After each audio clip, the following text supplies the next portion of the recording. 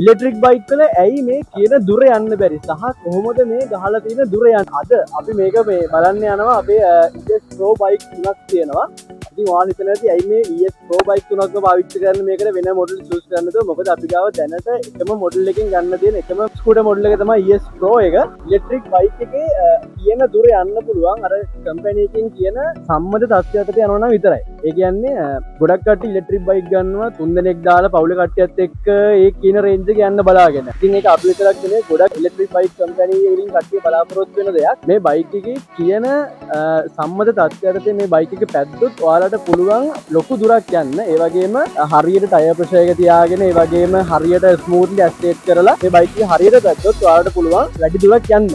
අද අපි මේ බලන්න යන්නේ මේ බයික් තුනම තියෙන්නේ ෆිසිකල් කන්ඩිෂන්ස් එක මට්ටමේ. ඒ කියන්නේ 1500 මෝටර්ස් තුනක් මේ බයික් තුනේ තියෙන්නේ.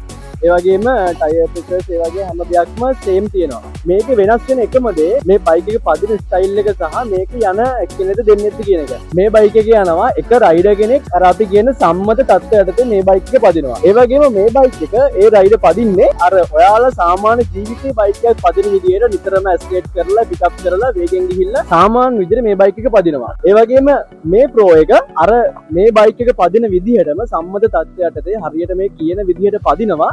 හැබැයි දෙන්නෙක් දාලා. ඔයාලට බලා ගන්න පුළුවන් මේ බයික් එක ස්මූත්ලි ඇක්සලරේට් කරලා පදිනකොට කොහොමද මේකේ පදින ස්ටයිල් එක ගන්නවා මේක වෙනස් වෙන්නේ කියලා. මේක අපි අපේ දුර යන එකවත් එහෙම නැත්නම් අපේ වැඩ පෙන්වන්න කරන වීඩියෝ එකක් නෙමෙයි. මේක ගොඩක් ඉලෙක්ට්‍රික් බයික් නෙමෙයි පෙට්‍රල් බයික් ඕන 3 wheel car ඕන වාහනයක් පදින කෙනෙක්ට තියෙන ප්‍රශ්නයක් අර කියන රේන්ජ් එක යන්න බෑ කියන එක. ඉතින් අපි පෙන්වන්නේ මේක ඉලෙක්ට්‍රික් බයික් අපේ ටකාෂි බයික් තුනක් යූස් කරලා මේ පදින ස්ටයිල් එක ගන්නවා මේක වෙනස් වෙන විදිය. ඒ වගේම ඔයාලට මේක තව ටිකක් පැහැදිලි කරන්න පෙට්‍රල් බයික් එකක් යනවා. මේක අපි ස්ටයිල් දෙකටම බෙදලා පෙන්වනවා. ඒ කියන්නේ අර සම්මත තත්ත්ව කියන පැය කිලෝමීටර් 40ක වගේ වේගෙන් සාමාන්‍ය වේගෙන් පිකප් කරන්න නැතුව නෝමල් ගිහිල්ලා පෙන්නනවා. ඒ වගේම අපි එතනදී එක්ස්ටර්නල් බොටල් එකක් දාලා පෙට්‍රල් ලීටර් එකකින් කොච්චරක් යන්න පුළුවන්ද කියලා ඔයාලට පෙන්නනවා. ඒ වගේම ඒක ඉවරුණාට පස්සේ ආයෙසරයක් වේගෙන් ගිහිල්ලා මේක අර සම්මත නොවන තත්ත්වයටදී සාමාන්‍ය ජීවිතය අපි පදින කොට කොච්චර දුරක් යන්න පුළුවන්ද කියලා ඔයාලට මේ වීඩියෝ එකෙන් පෙන්නනවා. ඒ වගේම මේ වීඩියෝ එක බලන ඔයාලට අපි නවත්තලා පෙන්නනවා මේ බයික් වල කොහොමද වෝල්ටේජ් එක ඒ වගේම කිලෝමීටර කොච්චර ආවද කියන එක ඔයාලට මේ දෙන්නේ අද යන එක බයික් එකක්. ඉතින් මේක ඔයාලට බලා ගන්න පුළුවන් මේ වෙද්දි කිලෝමීටර මේ බයික් එක පැදලා තියෙනවා කිලෝමීටර 19ක්. ඒ වගේම මේ බයික් එකේ වෝල්ටේජ් එක දැන් බලා ගන්න පුළුවන් මෙන්න මෙතන පෙන්නනවා. ඒකේ වෝල්ටේජ් එක කිලෝමීටර 83යි. ඒ කියන්නේ මේ අපේ ටකාෂි බයික් එකක් සාමාන්‍යයෙන් ෆුල් චාර්ජ් කරාම වෝල්ටේජ් එක 84ක් පෙන්නනවා. නමුත් දැන් හැම බයික් එකකම 83 පෙන්නන්නේ. මොකද අපේ බයික් වල අලුත් ඔප්ෂන් එකක් තියෙනවා. මේක BMS එකෙන් ඔටෝම 90%න් 95%න් කට් කරනවා චාර්ජ් කරන එක. මොකද ලිතියම් අයන් බැටරි එක 100ක් චාර්ජ් කරොත් මේ කාටවත්ම අඩු වෙනවා. iPhone යූස් කරන කට්ටිය මේක දන්නවා. යාලා බැටරි හෙල්ත් එක හොඳට තියාගන්න. 100ක් චාර්ජ් කරන්න නැහැ. ඒ මෙතඩ් එකම තමයි මේවා 90%න් 95%න් කට් කරන්නේ. ඔයාලට මේ බැටරි එක වැඩි කාලයක් තියාගන්න ඕන නිසා. ඉතින් ඔයාලට බලා ගන්න පුළුවන් මේ බයික් එකේ නම්බර් එක. ඒ වගේම දෙවෙනි බයික් එකට යන දෙවෙනි බයික් එකත් ඔයාලට බලා ගන්න පුළුවන්. දැන් මේකේ මේ වෙද්දි ගිහිලා දිනවා කිලෝමීටර් 18ක්. ඒ වගේම මේකේ මෙන්න මෙතනදී ඔයාලට බලා ගන්න පුළුවන් බයික් එකේ වෝල්ටේජ් එක 83යි. ඒ කියන්නේ මේකත් දැන් ෆුල් චාර්ජ් කරලා තියෙන්නේ. අපි යන් ඊළඟ බයික් එකට. මේ බයික් එකත් ඔයාලට බලා ගන්න පුළුවන් මේ වෙද්දි පැදලා තියෙන මේ බයික් එක කිලෝමීටර් 22ක්. ඒ වගේම ඔයාලට මෙන්න මෙතනින් බලා ගන්න පුළුවන් දැන් මේකේ වෝල්ටේජ් එක. හරි. දැන් මේක 83ක් වෙන. ඒ කියන්නේ මේ බයික් හැම එකක්ම ෆුල් චාර්ජ් කරලා තියෙන්නේ. මේ බයික් එකේ නම්බර් එක බලා ගන්න. ඒ වගේම අපි යන් අද යන පෙට්‍රල් බයික් එකට. ඉතින් මෙන්න මේ විදිහට පෙට්‍රල් ලීටරයක් අපි එක්ස්ටර්නල් බොටල් එකකින් සෙටප් කරලා තියෙනවා. මේක ඔයාලට මේ බොටල් එක ඉවර වෙද්දි මේ බයික් එක කොච්චර දුරක් ගියාද කියලා ඔයාලට දෙන්න. අපි ඔයාලට මේ බයික් එක අර ස්ටයිල් දෙකෙන්ම පැදලා වෙන්න මුලින්ම මේක ස්ලෝ අර සම්මත තත්ත්වයකට ගිහිල්ලා පෙන්නනවා. මේක මේ බයික් ප්‍රොමෝෂන් එකක් නෙමෙයි. අපි පෙන්නන්නේ පෙට්‍රල් බයික් වලත් මේක තියෙනවා කියලා ඔයාලට පෙන්නන්න.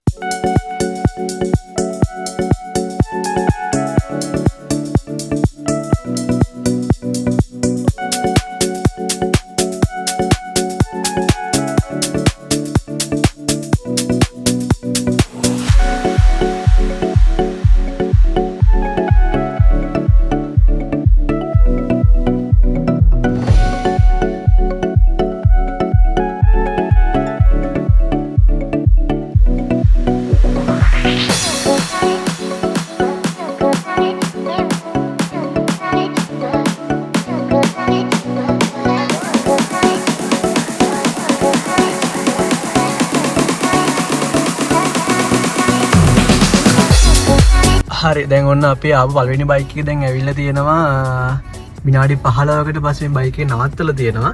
අපි බලමු දැන් ගිහලා බයික් එකේ කොච්චරක් දුර ඇවිල්ලා තියෙනවද සහ බයික් එකේ දැන් වෝල්ටේජ් එක කීයද කියලා.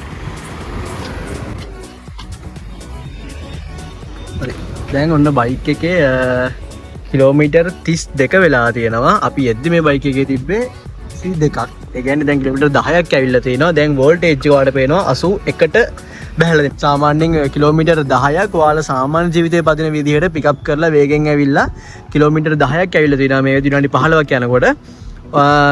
වෝල්ටේජ් එක දෙකක් බහැලා තියෙනවා මේ වෙද්දි. ඉතින් අපි ඊතුරු බයික් දෙකත් ආවට පස්සේ බලමු ඒවයි කොහොමද ගිහිල්ලා තියෙන්නේ කියලා.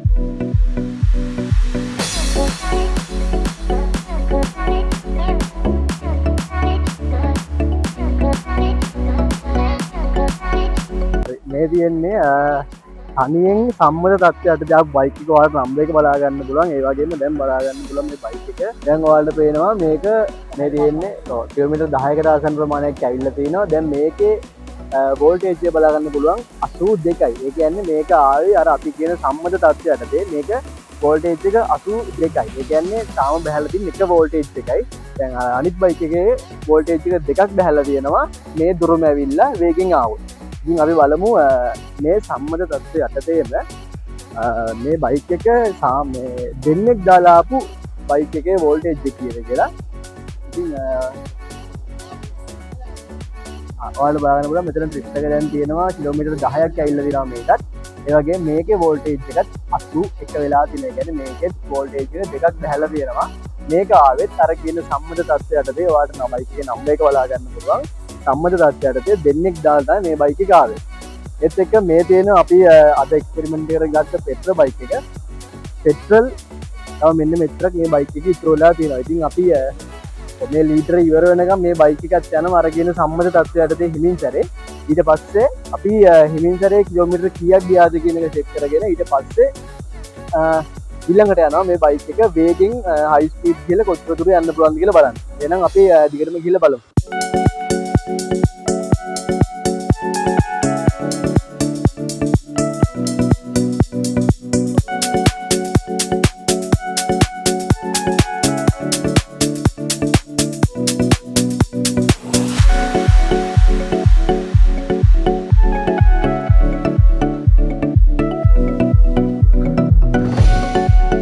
දැන් අර සාමාන්‍ය ජීවිතයේ පදින විදිහට වේගෙන් ආපු බයික් එක දැන් ඇවිල්ලා තිනවා කිලෝමීටර් 9ක් දැන් ට්‍රිප් එක තියලා මෙතන. ඒ වගේම දැන් වෝල්ටේජ් එක 79ට බහැලා තියෙනවා. මේක දැන් කිලෝමීටර් 20ක් ආසන්න වශයෙන් කිලෝමීටර් 20ක් වගේ එද්දි වෝල්ටේජ් එක බහැලා තියෙනවා. වෝල්ටේජ් එක 4කින් අඩු වෙලා තියෙනවා. අපි බලමු ඊතුරු බයික් තුනත් ආවට පස්සේ ඒ බයික් තුන එන්නේ සම්මත තත්ත්වයටදී අපි දැන් ඒ බයික් එක නිකන් ඉන්නවා මෙතන. අපි බලමු මේ ටික ආවට පස්සේ කොහොමද මේ වෝල්ටේජ් එක සහ ආපු දුර සටහන් වෙලා තියෙන්නේ කියලා. ඔන්න තියෙනවා දෙන්නෙක් දාලා සම්මත තත්ත්වයට දාපු බයික් එක තියෙනවා. ඔන්න දැන් ඒකේ පටන් ගන්නේ ඉඳන් කිලෝමීටර් 20ක් මේ වෙද්දි ඇවිල්ලා තියෙනවා මේ බයික් එක. මෙතන පෙන්නනවා ට්‍රිප් එක. ඒ වගේම තාම වෝල්ටේජ් එක 80 තියෙනවා. ඒ කියන්නේ අපි පටන් ගද්දි වෝල්ටේජ් එක 83යි. දැන් 80ට තමයි බහැලා තියෙන්නේ. ඉතින් අපි බලමු. ඉතින් මේ තියෙන්නේ සම්මත තත්ත්වයටද එක්කෙනෙක් ආපු බයික් එක. මේකත් 60 කිලෝමීටර් 35ට අඩුවෙන් ආපු බයික් එක.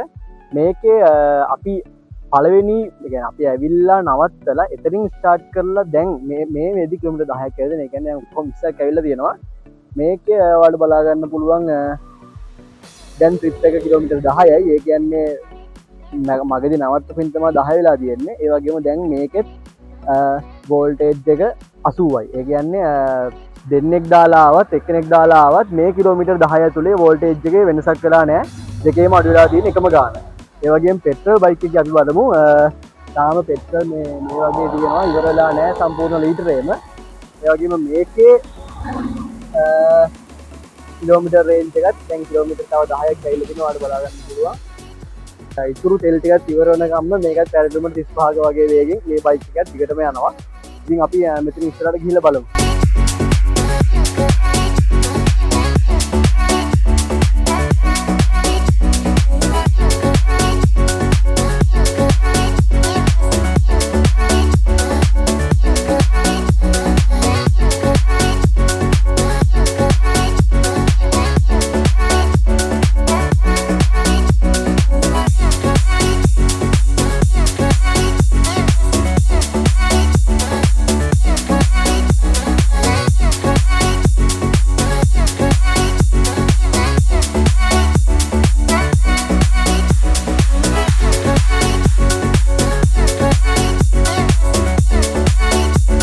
බලන්න තියෙනවා සාමාන්‍ය ජීවිතේ අපි පදින විදියට පදින බයික් එක මේක දැන් පැයට කිලෝමීටර් 55ක වගේ වේගකින් ඇවිල්ලා තියෙනවා. මේ වෙද්දී අපි පටන් ගන්නකොට මේක තිබ්බේ කිලෝමීටර් 22ක් කියලා කිලෝමීටර් රේන්ජ් එක. දැන් මේ වෙද්දී මේක 57 වෙලා තියෙනවා. ඒ කියන්නේ අපි කිලෝමීටර් 35ක් ඇවිල්ලා තියෙනවා මේ බයික් එකේ. ඔයාලා දකින්න මේකේ කිලෝමීටර් 80 වෝල්ටේජ් එක 83ක් තිබ්බා. ඒක 76ට අඩු වෙලා තියෙනවා. වෝල්ටේජ් එක 7කින් අඩු වෙලා තියෙනවා. කිලෝමීටර් 5ක් 55ක් වගේ වේගකින් ආපු බයික් එකේ. ඉතින් ඔයාලට නම් එක බලලා ගන්න බයික් එකේ මේ බයික් එක තමයි දැන් කිලෝමීටර් 35ක් ඇවිල්ලා තියෙන මේ ෆෝටෝ එක සම්මානලට. අපි බලමු ඉතින් බයික් ටිකක් තුරු බයික් තුනක් වෙනවා. පැය කිලෝමීටර් 35ක වගේ 40ට අඩු වේගකින් එනවා.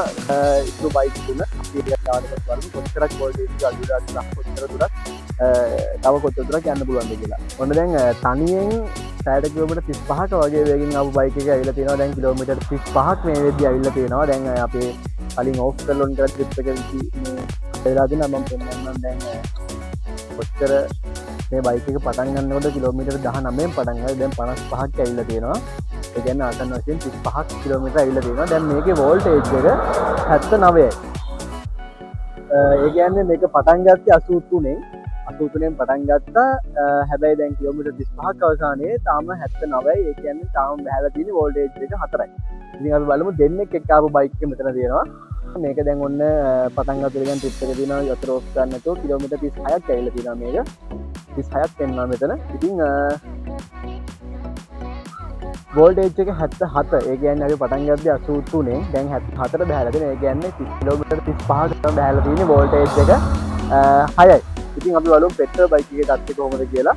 ඔන්න දැන් පෙට්‍රල් බයික් එකේ පෙට්‍රල් ටික අන්තිම කට්ටේ යන්නේ. දැන් අන්තිම ටිකේ තියෙන පෙට්‍රල් ඒ කියන්නේ දැන් කිලෝමීටර් 35ක් විතර පෙට්‍රල් ලීටරයකින් මේ බයික් එක ඇවිල්ලා තියෙනවා. ඉතින් කිලෝමීටර් 35කට රුපියල් 300ක් විතර කොස්ටලා තියෙනවා. ඉතින් ඒ කියන්නේ මේ ඇවිල්ලා තියෙන්නේ පැය කිලෝමීටර් 35ක. එක්සෙල් ලීටරයක් ඉවර වෙද්දි කිලෝමීටර් 35ක් ඇවිල්ලා තියෙනවා. ඉතින් අපි දැන් මේ බයික් එකේ මේ පෙට්‍රල් එක චෙක් කරනවා. ආයිසරයක් ලීටරයක් පුරවලා මේක යනවා. දැන් අපි අර වේගෙන් යන බයික් එකත් එක්කම ඒ ස්පීඩ් එකෙන් මේ බයික් එක යනවා. අපි බලමු ඊට පස්සේ සාමාන්‍ය භාවිතයේදී මේ බයික් එකේ කොච්චර දුරක් යන්න පුළුවන්ද කියලා. දෙන්නෙක් දාලා ආපු බයික් එකේ වෝල්ටේජ් එක බහැලා තියෙනවා කිලෝමීටර් 35කට 6කින්. ඒ වගේම ඒ වේගෙන්ම එක්කෙනෙක් ආපු බයික් එක එක්කෙනෙක් ආපු බයික් එකේ වෝල්ටේජ් එක කිලෝමීටර් 35ක් අවසානයේ බහැලා තියෙන්නේ වෝල්ටේජ් එක 4යි. ඉතින් කලින් පෙන්නවා රතු පාට බයික් එක. ඒ කියන්නේ ඒක පැය කිලෝමීටර් 55ක වගේ වේගෙන් ඇවිල්ලා ඒක වෝල්ටේජ් එක 7ක් බහැලා තිබ්බා කිලෝමීටර් 35ක් ඇවිල්ලා. ඉතින් අපි දැන් මේ බයික් එකේ බොටල් එක මාරු කරලා යනවා. ඒ වගේම මේ බයික් එක සාමාන්‍ය විදිහටම තව යන්න පුළුවන් දුර යනවා.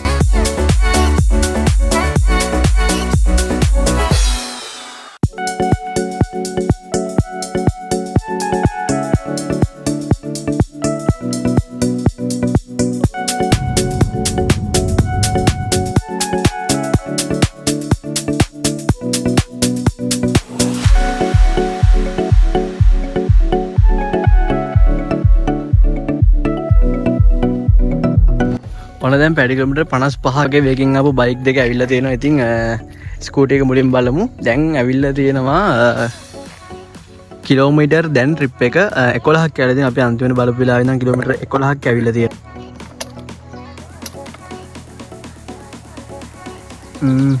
හරි දැන් ඔයාලට පේනවා කිලෝමීටර් 70ක් මේ බයික් එක ඇවිල්ලා තියලා මේ බයික් එකේ පටන් ගන්න තිබ්බේ කිලෝමීටර් 22යි.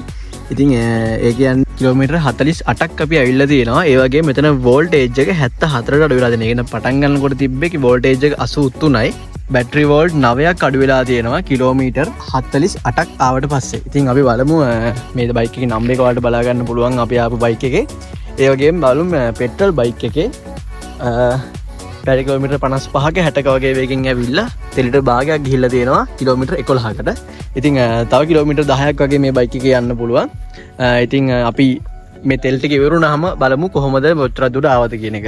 ඔන්න දැන් ඇවිල්ලා තියෙනවා දෙන්නෙක් දාලා පැය කිලෝමීටර් 40ක වගේ වේගෙන් ආපු බයික් එක. ඉතින් මෙතන පෙන්නනවා කිලෝමීටර් 49ක් කියලා. ඒ කියන්නේ අපි මේ ගමන පටන් ගත්ත වෙලේ ඉඳන් කිලෝමීටර් 49ක් මේ වෙනකන් ඇවිල්ලා තියෙනවා.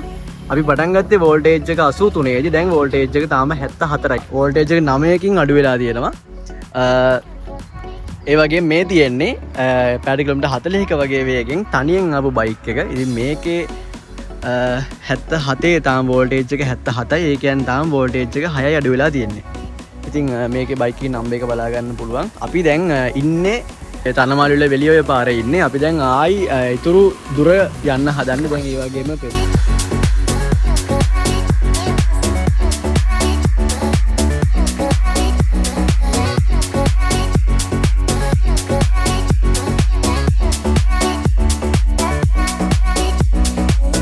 ඔන්න දැන් සාමාන්‍ය වේගයෙන් පැදගෙන ආපු ස්කූටර් එක නවත්තලා තියෙනවා මෙතන.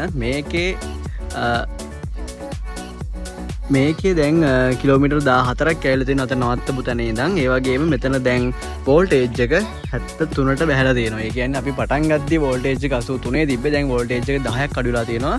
සම්පූර්ණ කිලෝමීටර් ගාන 65ක් ඇවිල්ලා තියෙනවා. මෙතන වෝල්ටේජ් එක 73ට බහැලා තියෙනවා. පැය කිලෝමීටර් 50ක වගේ වේගෙන් ආපු බයික් එකේ. මේ තියෙන්නේ ඔයාලට බලන්න අපි අරන් ආපු පෙට්‍රල් බයික් එකේ පෙට්‍රල් තත්ත්වය. මේකෙත් දැන් තව අන්තිම පොඩ්ඩයි ඉතුරු වෙලා තියෙන්නේ. දැන් මේක මාරු කරලා අපි කිලෝමීටර් 20ක් වගේ දැන් ඇවිල්ලා තියෙනවා මේ බයික් එකෙත්. ඉතින් ඔයාලට තව මේකේ තව පොඩ්ඩයි ඉතුරු වෙලා තියෙන්නේ. අපි කලින් පාර කිලෝමීටර් 35ක් මේ බයික් එකේ ආවා ලීටරෙන්. ඉතින් මේකෙන් තව කිලෝමීටර් 2ක් වගේ යන්න පුළුවන්. ඒ කියන්නේ ඔයාලට තේරෙනවා මේ බයික් එකේ පැය කිලෝමීටර් 35ක 40ක වගේ වේගෙන් ආවොත් කිලෝමීටර් 35කට වඩා රේන්ජ් එකක් ගන්න පුළුවන් වුණා. මේක හොඳ උදාහරණයක්. ඔයාලට ඉලෙක්ට්‍රික් බයික් වල නෙමෙයි ඕනම වාහනයක මේ අපි පදින ස්ටයිල් එක අනුව මේ වාහනේ පදින ස්ටයිල් එක අනුව යන්න පුළුවන් දුර වෙනස් වෙනවා කියන එක. ඉතින් අපේ අනිත් බයික්ස් දැන් ඇවිල්ලා තියෙනවා දැන්. මේකේ දැන් වෝල්ටේජ් එක 75යි තාම මේ බයික් එකේ.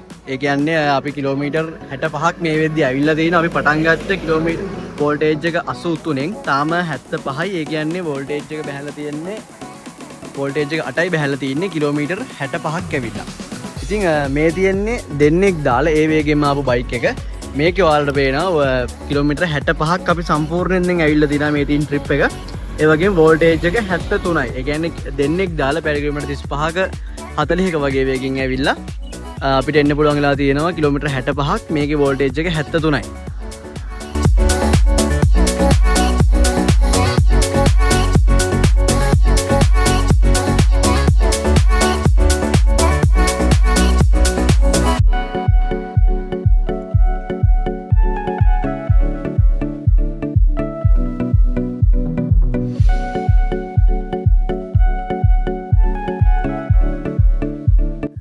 මේ තියෙන්නේ අපි සාමාන්‍ය යන විදිහට පැය කිලෝමීටර් 55ක වගේ වේගෙන් යන බයික් එක.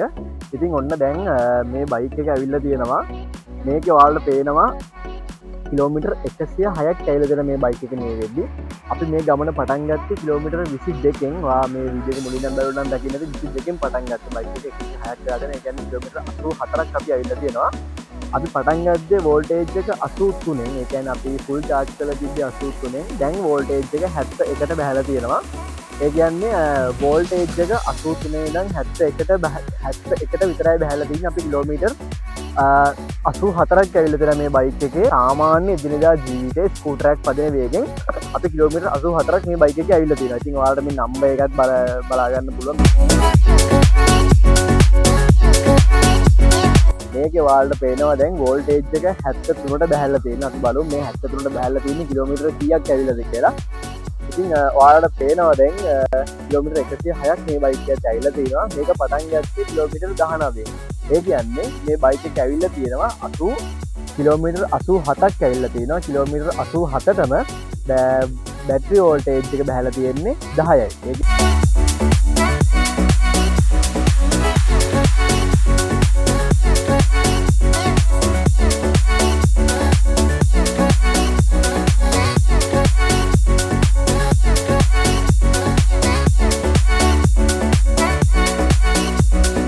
දෙන්නෙක් දාලා ආපු බයික් එක. ඉතින් මේකේ මේ වෙද්දි වෝල්ටේජ් එක 71ට අඩු වෙලා තියෙනවා. ඒ කියන්නේ අපි මේක පටන් ගත්තේ වෝල්ටේජ් එක 83න්.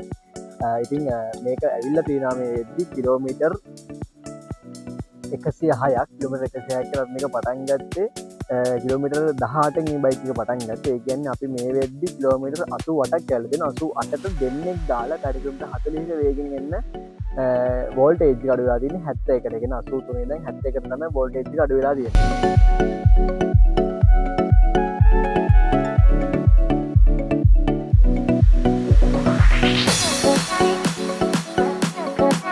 දැන් පැය කිලෝමීටර් 55ක් වගේ වේගෙන් ගිය බයික් එක දැන් ෂෝරූම් එකට ගාඩ ඇවිල්ලා තියෙනවා. දැන් මේ බයික් එක ඕෆ් වෙලා තියෙනවා. යන්න පුළුවන්. මොකද මේක දීලා තව පොඩි දුරක් යන්න පුළුවන් ඕන නම්. දැන් මේකේ පෙන්නන වෝල්ට් මෙතන 65යි කියලා වෝල්ට් පෙන්වන්නේ. ඉතින් සම්පූර්ණ පැදලා තියෙන කිලෝමීටර් රේන්ජ් එක මේක පෙන්වන්නේ 125යි කියලා. ඉතින් 125 කියන්නේ ඔයාලට මතක ඇති මේක පටන් ගන්නකොට 100 පටන් ගන්නකොට කිලෝමීටර් 22යි පැදලා තිබ්බේ. දැන් 125 කියන්නේ අපිට වෝල්ට් 83 ඉඳන් වෝල්ට් 65 වෙනකන් බයික් එක බහැලා තියෙනවා. අපි කිලෝමීටර් 103ක් ගිහිල්ලා තියෙනවා මේ බයික් එකේ.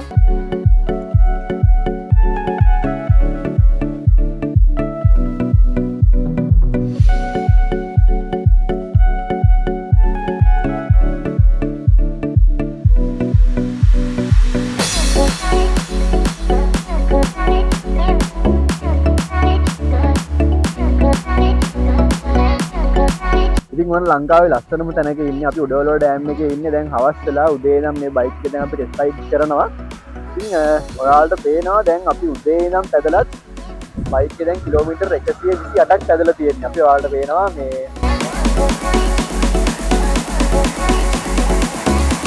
147ක් මෙතන තියෙනවා. ඉතින් අපි මේක පදින්න පටන් ගන්නකොට කිලෝමීටර් 19යි තිබ්බේ. දැන් ඒ කියන්නේ 128ක් අපි මේ බයික් එක පැදලා තියෙනවා. ඉතින් ඔයාලට මෙතන පේනවා තාමත් වෝල්ටේජ් එක 71 තියෙනවා. අපි 83න් පටන් ගත්තා. ඒ කියන්නේ 83න් පටන් ගත්ත වෝල්ටේජ් එක තාම 71යි බහැලා තියෙන්නේ. තව වෝල්ට් 12යි බහැලා තියෙන්නේ. අපි උදේ නම් පැදලා කිලෝමීටර් 128ක් ගිහිල්ලත් කිලෝමීටර් 128ක් පැදලත් තාම වෝල්ට් 12යි අඩු වෙලා තියෙන්නේ. මේක තව වෝල්ට් 5ක් වගේ අඩු වෙනකම් මේ බයික් එකේ පදින්න පුළුවන්. ඉතින් අපි හිතනවා අපි අපේ ගණනයන් වලට අනුව අපි කියපු ගණන්ම මේකේ පදින්න පුළුවන් වෙයි කියලා. ඉතින් අපි ඉස්සරහට බලමු කොහොමද මේ බයික් එක තව කොච්චර දුරක් පදින්න පුළුවන් කියලා.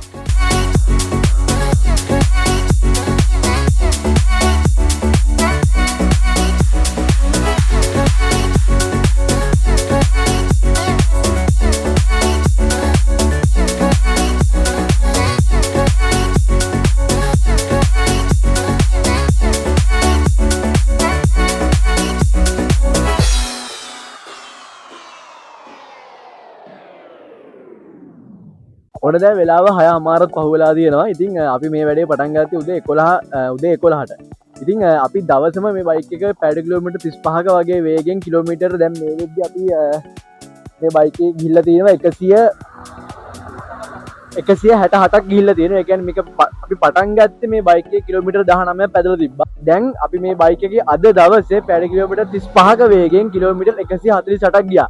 ඉතින් මේකේ වෝල්ටේජ් එක තාම තියෙන්නේ 70. ඒ කියන්නේ තව වෝල්ටේජ් එක 66 වෙනකම් පදින්න පුළුවන්. ඒ කියන්නේ තව වෝල්ටේජ් එක වෝල්ට් 4ක් බහිනකම් පදින්න පුළුවන්. අපේ ගණන් වලට අනුව තව කිලෝමීටර් 25ක් 30ක් මේ බයික් එකේ පදින්න පුළුවන් කිසි ප්‍රශ්නයක් නැතුව. අපි අද මේ වැඩේ කරේ අපේ වැඩ පෙන්වන්නවත් ඒ කිසිම දෙයකට නෙමෙයි.